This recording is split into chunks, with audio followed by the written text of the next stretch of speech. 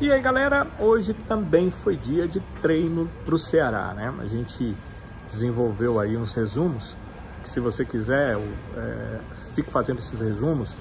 Eu não falo só, olha, o jogador disse isso, mas a gente comenta em cima do que o jogador falou.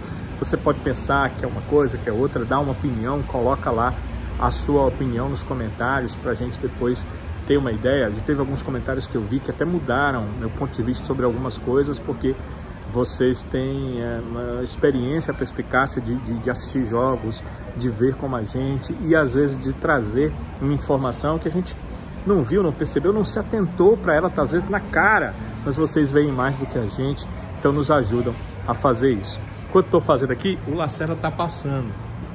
Então, boa noite para a galera aqui, Lacerda. Boa noite, família, tudo bem? Danilão aí, o melhor, hein? Valeu, Lacerda, obrigado.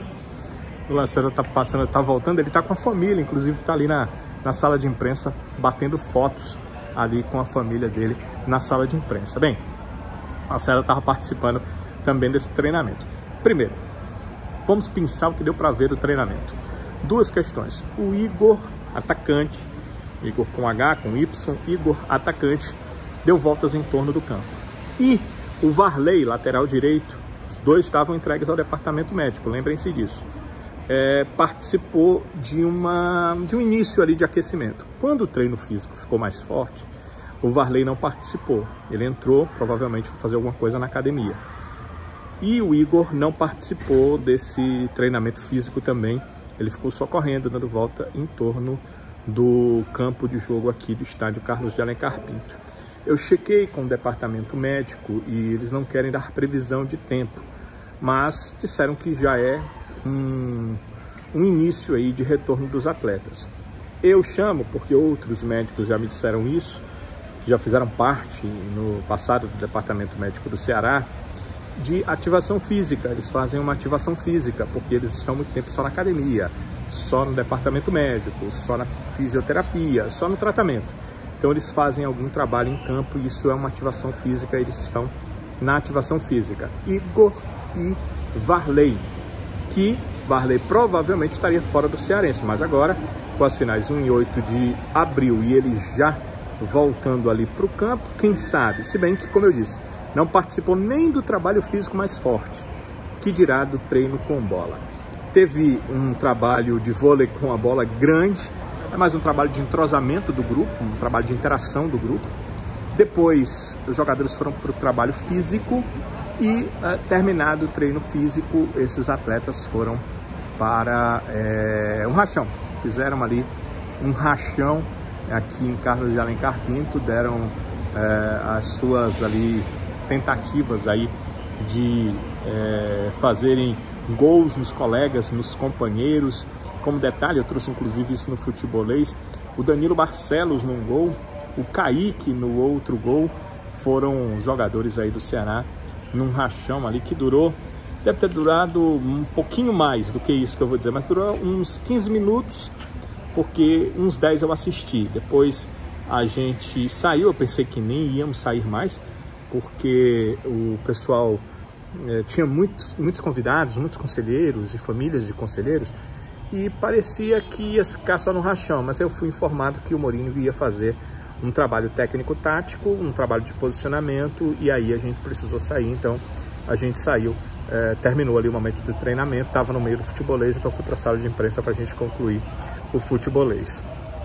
Agora vamos pensar no time para esse jogo contra o Atlético de Alagoinhas. A gente já até cravou aqui nas nossas conversas algumas escalações. Em outros momentos a gente ficou perto, né, daquilo que o Mourinho estava pensando. O que será que ele está pensando para essa partida?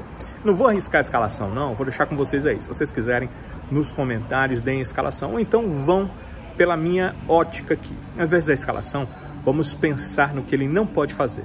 Do meu ponto de vista, ele não pode colocar uma equipe 100% reserva. O Ceará tem muita dificuldade, principalmente no setor de armação para ofensivo. Como é que eu chamo de armação para ofensivo? O que é que eu chamo isso? Hoje, na equipe titular, do Arthur Rezende para frente, quando altera, o Ceará tem dificuldade. Não tem um outro volante com a qualidade do Arthur. Tanto que quando ele cansa no final dos jogos, o Ceará cai de produção. Não tem um outro meia que chegue fazendo os gols como o Guilherme Castilho está fazendo. Tem com potencial, o Jean Carlos tem esse potencial. Ele é um meia que faz muitos gols, ele é um meia que arma jogo, é um meia que aparece na área. Ele pode até fazer isso. Agora, no setor ofensivo, os 2 atacantes de lado e o centroavante, até agora não deram, quem entrou não deu para mostrar que poderia substituir. Quem sabe o Léo Rafael, que já tem em 3 jogos, em 44 minutos em campo, ele tem uma assistência e um gol. Mas é pouco, o recorte é pequeno, é um recorte elogiável, mas é pequeno para a gente entender se ele pode, porque ele é um meia na verdade, jogar como um meia atacante pela direita, pela esquerda, como por exemplo o Lima fazia na equipe do Ceará. Então é uma questão de avaliar o que é que se pode ter neste momento com a sua equipe que vai colocar em campo para o jogo contra o Atlético da Bahia. Eu avalio que vai precisar o técnico Gustavo Morínigo de um time um pouco mais forte para poder obter resultados de vitória, obter o resultado de vitória. Por que precisa vencer esse jogo? Olha, o Ceará tem 13 pontos.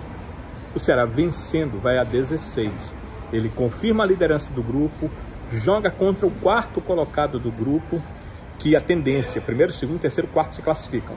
A tendência é que o 4º seja o menos forte. Às vezes não é, mas você faz 16 pontos, joga contra o 4º colocado em casa. E com esses 16 pontos, você se habilita para, vencendo essas quartas de final, chegar nas semifinais com 19. E não é uma coisa certa, porque o outro grupo tem uma pontuação melhor, o grupo A, mas também vai jogar nessa rodada.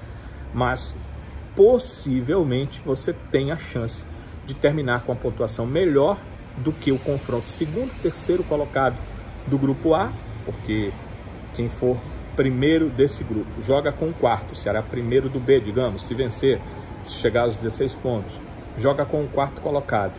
Se ele vencer, chega a 19, e aí joga com o segundo ou terceiro do grupo B, porque eles vão disputar. Tudo é se vencer, se chegar, se conseguir.